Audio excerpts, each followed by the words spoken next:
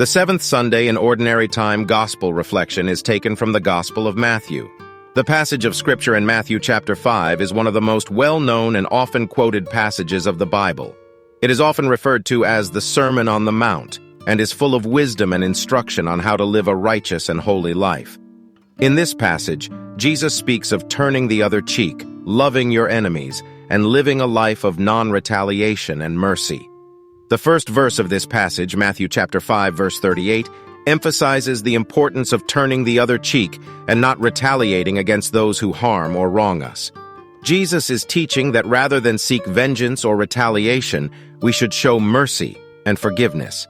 He is teaching us to be humble in even the worst of circumstances, and that this is what God desires from us. In verse 39, Jesus makes an even more radical statement: to not just turn the other cheek, but to actually love our enemies.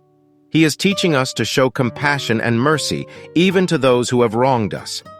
Jesus is teaching us that we should not just love those who are kind to us, but to love everyone, even our enemies. The next few verses, 40 to 42, emphasize the importance of doing good deeds and making sacrifices for others.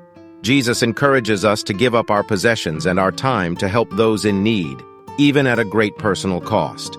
He is teaching us to put others before ourselves, and that it is more important to do the right thing than to maintain our own comfort. In the final few verses, 43 to 48, Jesus encourages us to go above and beyond in our love for others. He insists that our love must be unconditional, that it cannot be selective or conditional. He teaches us to show mercy and compassion even to those who are difficult to love. The passage in Matthew chapter 5 is a challenging one for believers to live out in their daily lives. Jesus is calling us to a life of humility, mercy, and self-sacrifice. He is teaching us to put others before ourselves and to love unconditionally, even those who are difficult to love. As followers of Jesus, it is our responsibility to strive to live out these teachings in our lives.